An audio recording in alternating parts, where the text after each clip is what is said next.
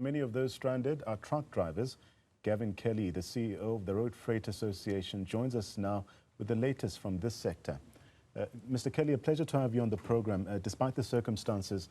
So given the severity of the weather conditions, what immediate observations have you made as an association regarding this inclement weather and also its effects on the country's roads? Good afternoon, and good afternoon to all your viewers. We must remember that when weather comes down like this, there are a lot of things that then really go out of control. And one of them is being able to get to those vehicles that are stranded. And in the freight sector, we have trucks that are stuck at the Tugela Plaza. In actual fact, the piece between Harry Smith and Tugela Plaza is a no-go route. We've been turning vehicles around. We've been trying to get vehicles into areas like the truck stops either south of that or north of that, so that at least the drivers then have access to ablutions and have access to food and to care. So the first problem, obviously, is we have a fair amount of trucks that are stuck on the roadway or on the side of the road, backing up from Tugela Plaza, heading back towards Harry Smith, back up towards Gauteng, basically.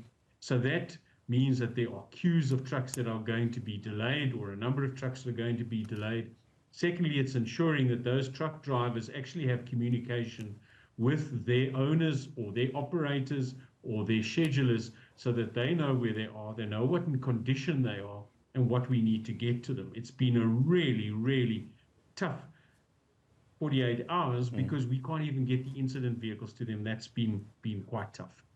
So we've spoken to a number of truck drivers on this platform who've also expressed their frustration on the road given the situation. Let's expand on the immediate steps that you are taking as an association to really assist stranded drivers, but also to ensure their safety. Well, I mean, there's three things at play here, and this is what everyone needs to understand. First of all, we need to know exactly who is stuck and what they need. So that's the first thing. We need to be able to assess the situation, and that information is filtering very slowly through. Secondly, we need to be able to get to those drivers, and then we're trying to move the trucks. But of course, with the condition of the road and the snow at the moment, that's a very, very difficult thing. We have the authorities, the local authorities around. There's extra security posted for them. There have been one or two reports about vandalism. It's not quite sure where that's coming from, so we've got local security in the area trying to keep a lid on that and to watch that.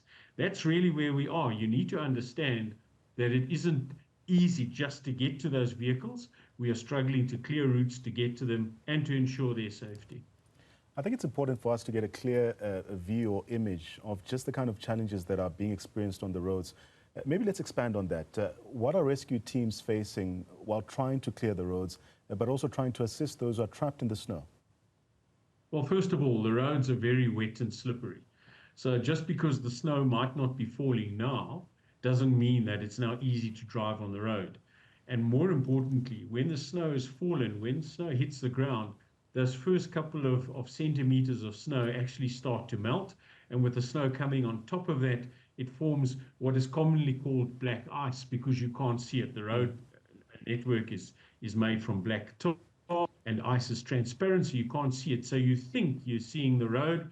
In the meantime, there's this thin layer of ice. So it's very dangerous to actually move along those roads. So getting to these various truck drivers in our case, or anybody stranded on the road, is rather tough. The second thing is making sure that there's coordination between the various emergency services. So you would have seen there are some towns who have created places where truck drivers, and again, I'm talking from our industry point of view, but anybody can actually go into the town and be kept safe and be looked after, have access to ablutions. But there are other local communities along the route, as in towns, who haven't done that. So it's actually trying to get the various authorities and those trying to help all the people stuck on the road to work together. That's been somewhat of a challenge. And then finally, as I've said before, there are still trucks who are actually bogged down in the snow. It's the actual physical process of getting to those vehicles and being able to dig them out to free either the drivers or the vehicles so we can get them moving. And then those who are approaching that area, we're trying to get them to go back either north and wait, sit it out, or be somewhere on the side of the road at a truck stop or a safe area to stay. Thank you so much, Gavin Kelly, sharing his insights regarding the severe weather conditions which are affecting the N3 and other routes in the ongoing rescue effort that is continuing in parts of KZN.